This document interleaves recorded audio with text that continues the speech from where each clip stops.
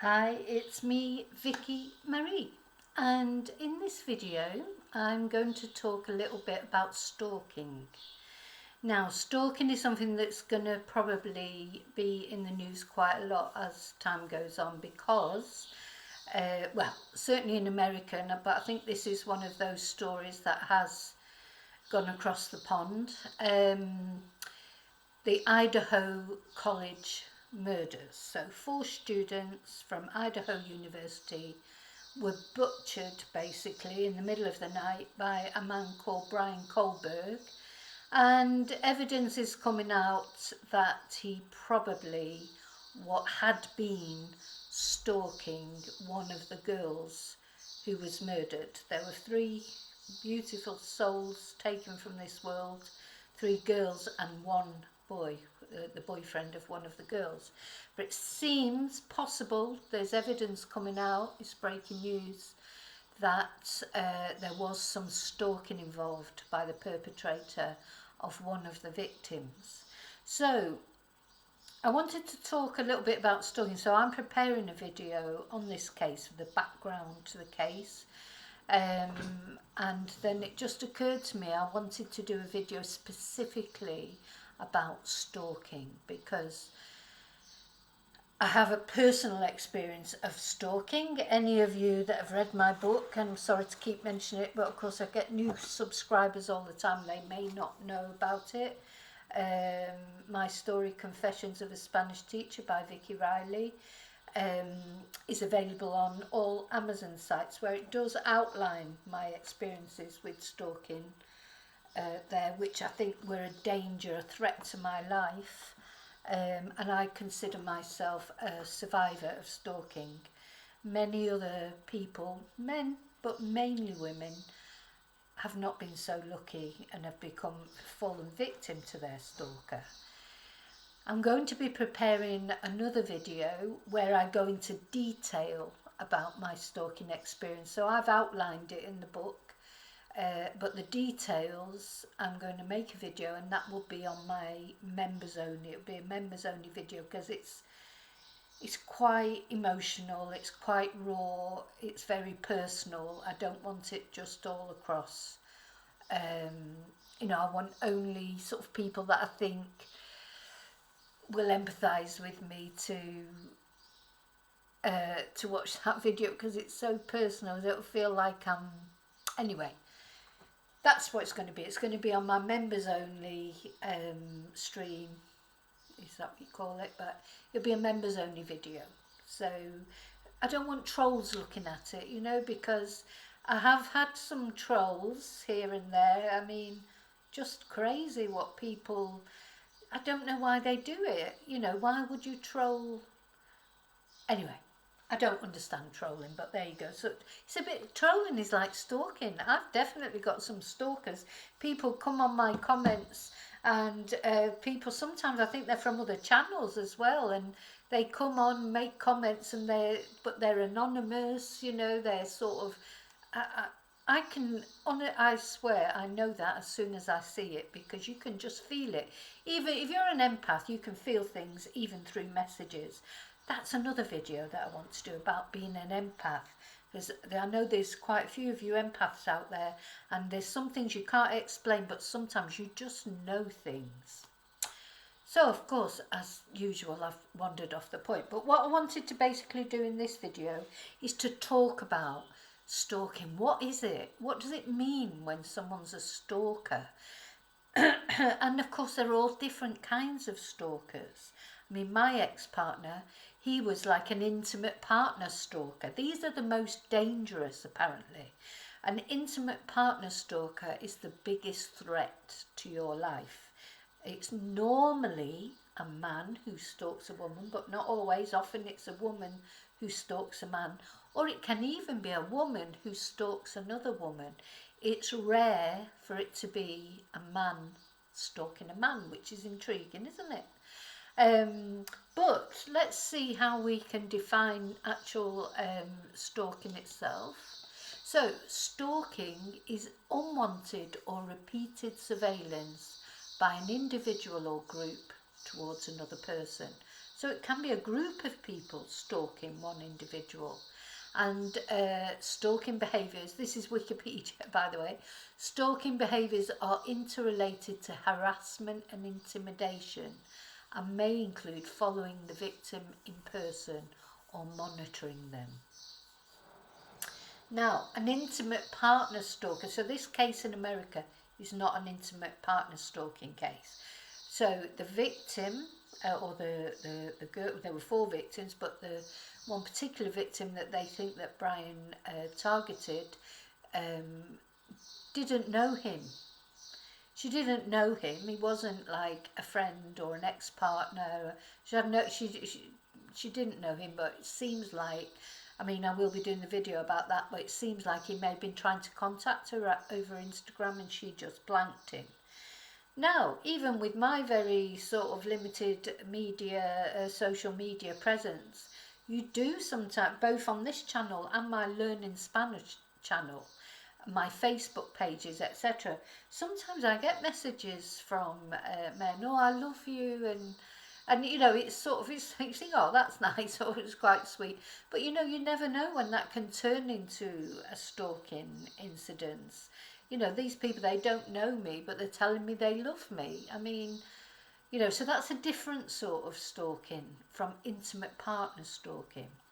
Now, I just want to go back to intimate partner stalking because it's quite normal when a relationship first finishes for anyone to do a little bit of stalking. You know, like if you split up from your partner, you might have a little check of their Facebook page. You might send them a few messages, oh, can't we, if you're the one who didn't want to split up, oh, can't we just meet up? Or, you know, you might be asking their friends how they are, or you might be looking to see if they're going out with somebody else. These are, that is stalking, but most times, 99% out, 99% of the time probably, or certainly a high percentage of the time, these behaviours die down as time passes. You accept that the relationship is over, you move on, you meet somebody else, or you just start doing other things. You know, you just accept that unfortunately that person did not want to be with you, and you get over it. So it doesn't escalate always into a full-blown stalking episode. So what is real stalking? Well, real stalking is when you go to places where you think that person might be just on the hopes of seeing them, or you even follow them on their social media so you can find out where they are. Because if you put, oh, I'm off to the pub tonight with, you know, Gary or whatever, then the stalker will be looking, because you can bet, it doesn't matter whether you've blocked them or not. There'll be some way, whether it's through a friend, through a false account. Lots of people have false accounts. I mean, this really shocked me. Lots of people have false YouTube accounts, don't you, where they go trolling other YouTube access. If you're watching this, I think you know who you are. They go around trolling other YouTube channels, but from not in, you know, from their open account, but from hidden accounts. Okay, or they build fake Facebook accounts. I've known women do that, friends who've done that. Multiple Facebook accounts, different names, so that they can, I mean, I don't know where they get the time apart from anything else. To me, that's too much time and effort. You know, I'm an open book, unfortunately. I just haven't got the time to be messing about with the internet all the time like that. I use the internet for what I enjoy doing, which is the videos, for work, for the Spanish classes. Then when I've got some time free, I don't want to be going through the internet. But anyway, there you go. Some people do that. So now, intimate partner or people you know, that's one kind of stalking. And as I say, you might turn up at you'll be ringing them, sending them message after message, getting angry if they don't answer. When you suffer, when you get that type of stalking, it's very difficult to know what to do, because blocking them completely can make them angry, and you don't want to make them angry. Sometimes you're either scared of them or you feel sorry for them, because what a lot of stalkers do, especially intimate partners, is they threaten to delete themselves.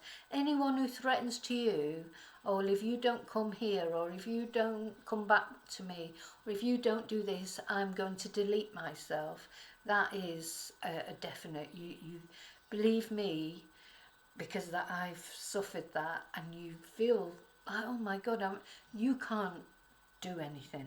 You cannot do it. If they want to delete themselves, they're going to delete themselves. And to be frank, sometimes some of the cases I've read where they haven't ended up deleting themselves, but they've deleted the person they were stalking. Think, God, if only you would have managed to delete yourself, you know. And I'm sorry, I don't apologise for that for you. Somebody has died because that person has felt like they didn't have the right to leave them. Makes me a little bit angry, because that's what happened to me. And my particular ex-partner, he had left 2 wives. He'd been married twice, left both of those wives for another woman, and so it was okay for him to do it. When I wanted to leave him, not even for anybody else, but just for some breathing space, because I was suffocated by his possessiveness, he got all, you know. Anyway, that's the video that I'm going to do on my members only video that I'm going to do. So I want to talk about stalking in general. So that's one kind of stalker. You know, just one kind. They're the most dangerous, apparently, and the most dangerous time for anybody is at the moment that a relationship at first splits up, if it's not mutual, you know, it's not a mutual separation. But there's other types of stalking. Some people stalk people. You know, how many famous people have had stalkers? Well, John Lennon was shot by a stalker and killed. You know, there's been various, and they have to take them to court.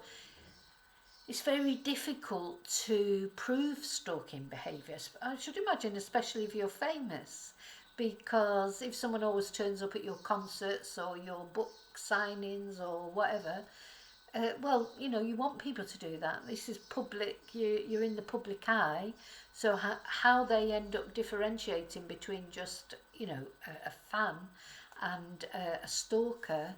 I suppose stalkers would start threatening behaviour. Some stalkers think they're in love with this person and they're in love with them. There was a famous case of the Taylor Swift stalker. Again, another video to think about, who ended up, you know, killing quite a few people in he became a shooter and did a shooting incident in I think it was in like a supermarket in a garage, but he was convinced. He was phoning the police and saying that Taylor Swift was stalking him. Now, that's where mental health issues come into play as well. So even with my stalker, I didn't find out till afterwards, because of the things that were left behind, which again I'll talk about in the, you know, when I realised how, you know, I was in so much danger, I didn't even know it. Nobody realised, because we didn't realise just how mentally ill he was either, how the things he did were just, you know, first of all, it just seems like, oh, well, he's just trying to, you know, get you back, which fair enough, you know, but then these things escalate and get crazier and crazier. And then what I found when I went back to the house, you know, I know I'm lucky to be alive, but there you go. So, intimate stalkers, let's have a look. I'm going to have a look and see if it's got the different sorts of stalker on here. Yeah. So, prior intimates, these are the ones I'm talking about, intimate partner stalking. Victims who'd been in a previous intimate relationship with their stalker.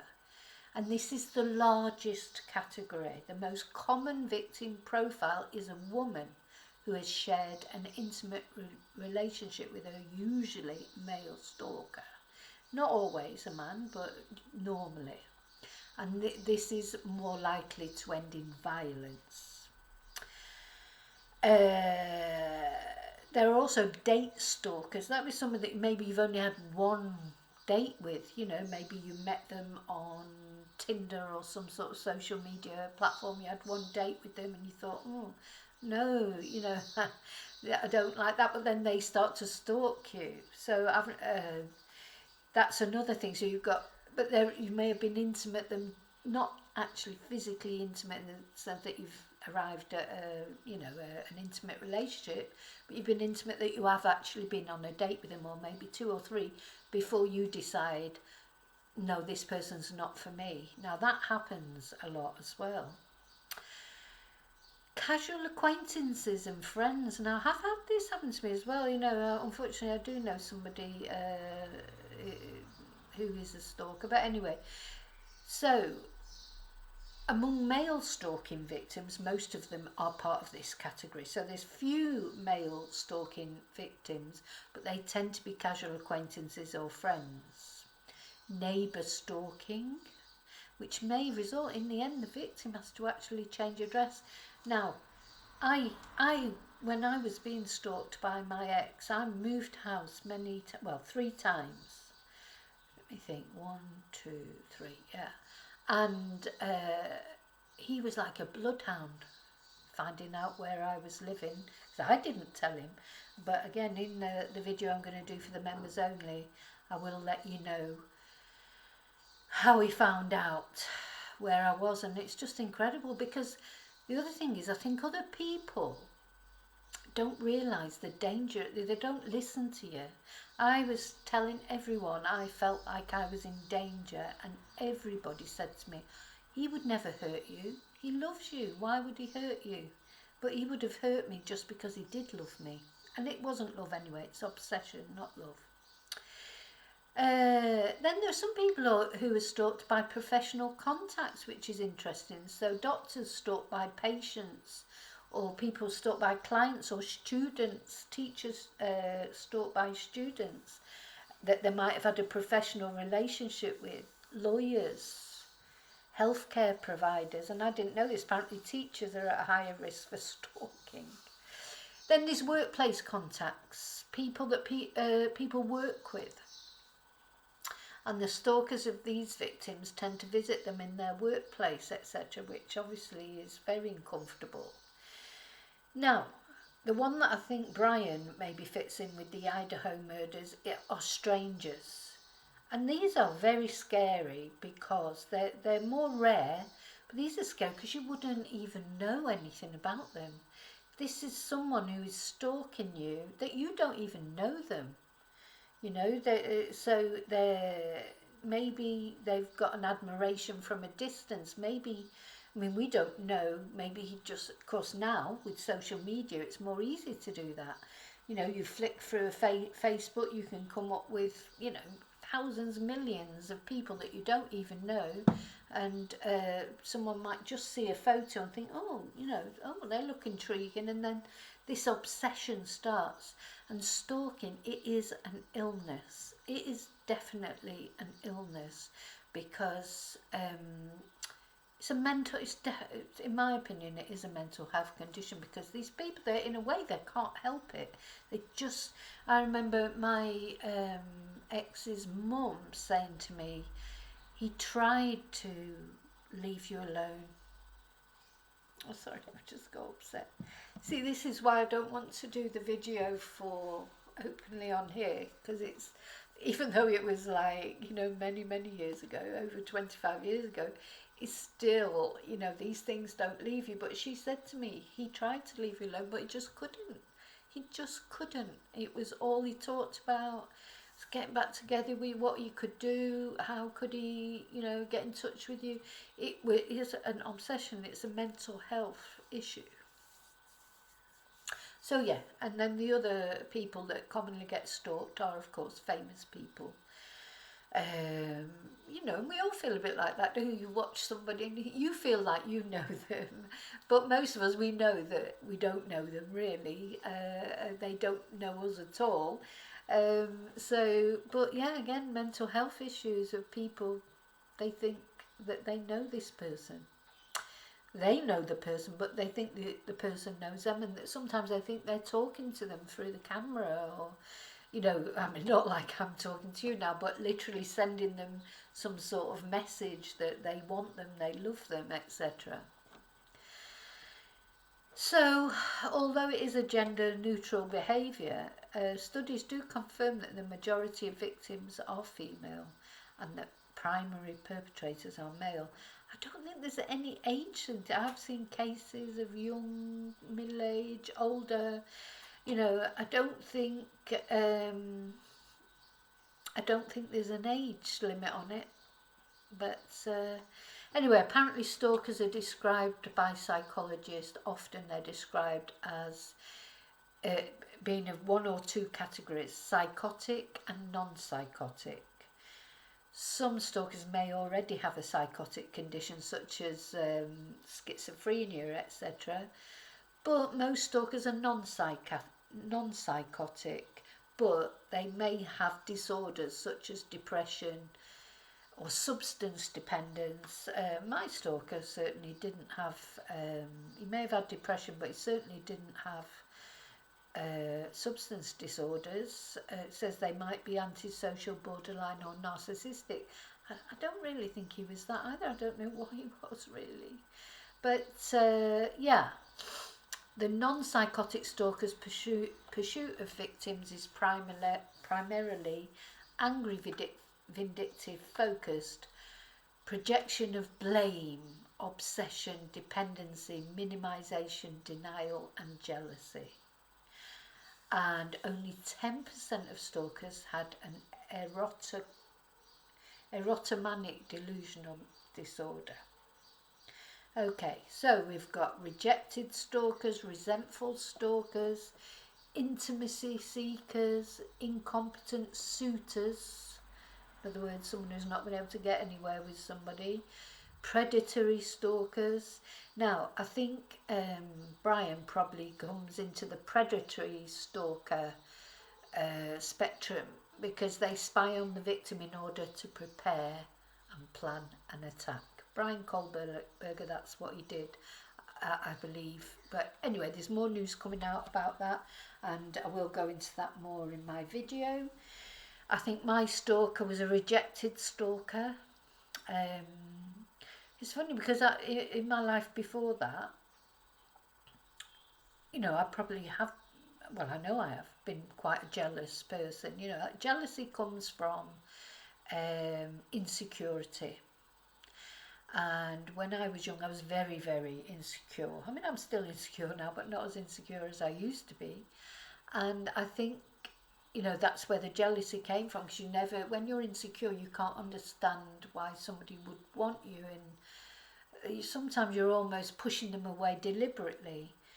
Then when I got involved with my partner who ended up stalking me, I saw it from the other side, and you know, on acid, like 20 times worse than the jealousy I'd felt, to this extreme jealousy and control, and not allowing me to do anything on my own, not controlling me in a physical way. And I think this is something I want to point out.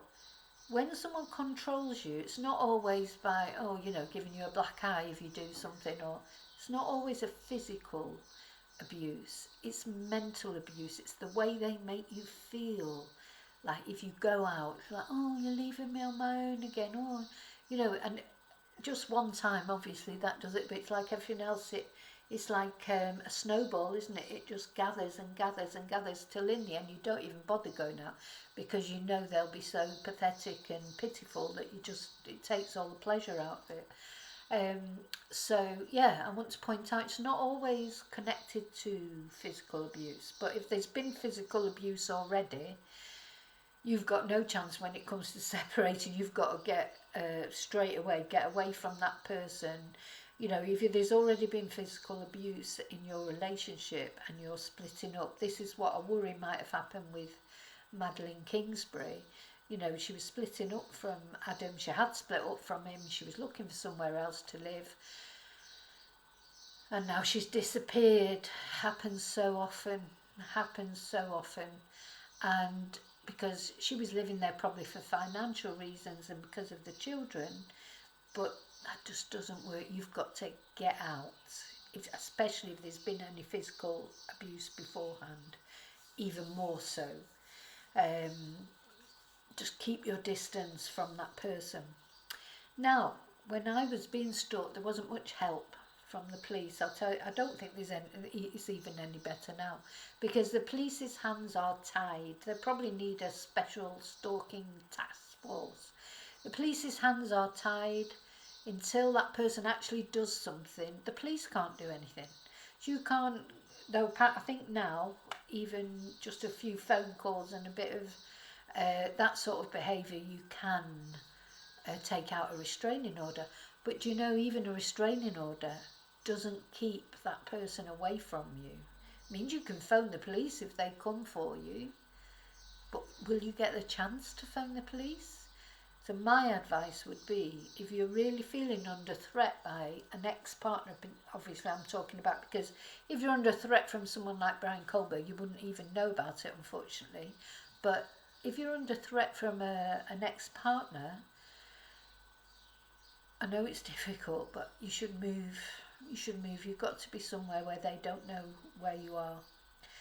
And if they threaten suicide, gosh, I'm not supposed to say that word, am I? But if they threaten that,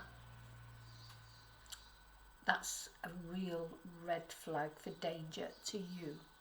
And I remember hearing a policeman say on one of the crime things that I watched, that to them, that's S side is the same as homicide.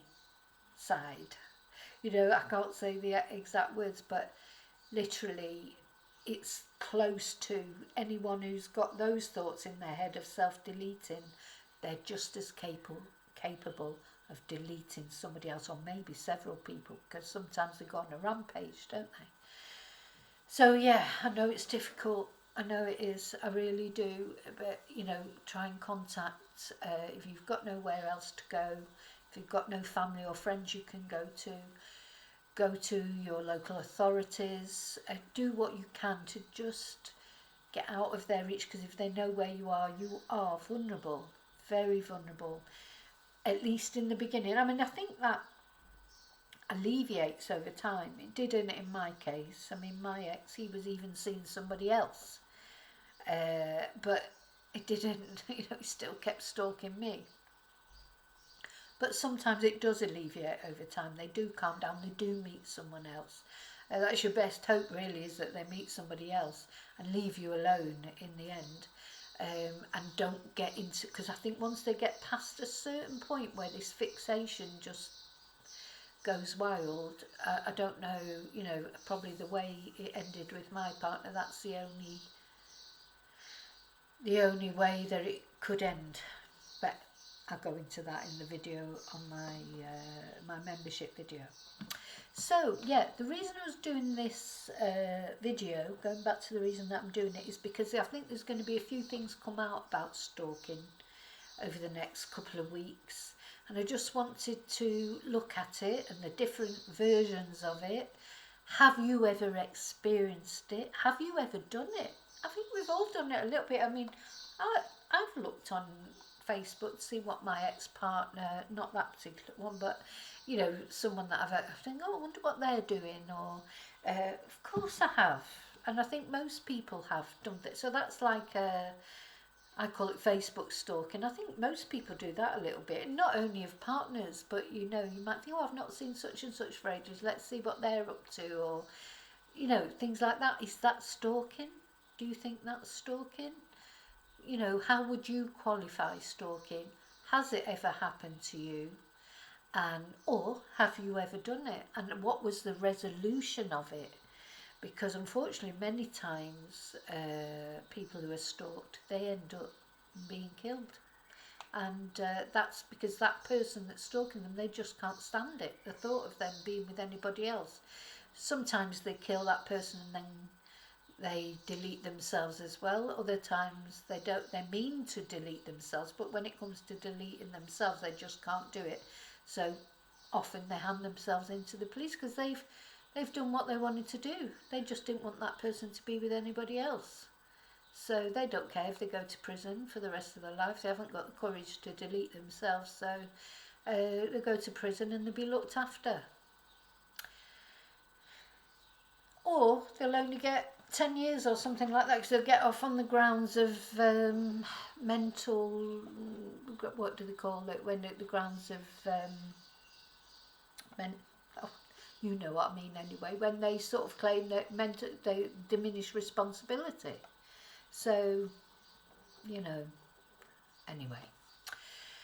So, that's it. That's all I want to say for this. It's a subject close to my heart, as I say. I hope you've never experienced stalking. But hopefully, you know, if it ever comes to a point, I think it can happen to anybody. So you've got to be aware of it. Keep things in mind. Keep yourself safe. Make sure you're never on your own with that person at the very least. Don't go into places just you and them. Meet in public places. That's what I did with my ex. When, you know, because we still talked, well, again, full story will be in the next video. We still had to talk about things. We had a house. We didn't have children together, but we had a house. We had a car. We had things that we had to discuss. So, you know, I did meet up with him, but I never, gosh, when I think about it, I did get in a car with him once. Gosh, that was crazy, really, when I think about it. Nothing happened. He then, when we got, I got in a car with him, I drove him. When we arrived at his house when I arrived at his house to drop him off, he asked me to come inside. At his house, it was the house we'd shared together. And I wouldn't go in. I was so glad that I didn't go in. But, you know, other people or me on another day, I might have gone in. But I don't think I would have come out of that house if I would have gone in. So, I don't want to put you off. I feel like I'm putting you off relationships. I'm not. I'm just telling you to be careful. So remember to always live and love very carefully. Watch out for my videos coming out about the Idaho murders, which look like there might be a consequence of stalking. I've got video coming out tonight about Devil Mom Laurie Vallow. And of course, if I hear any news about Nicola Bulley or Madeleine Kingsbury, which are the two cases that I'm keeping a close eye on, I will be straight on here to tell you about them. So, until I see you again, which will be very soon, may your God, as always, go with you. Bye.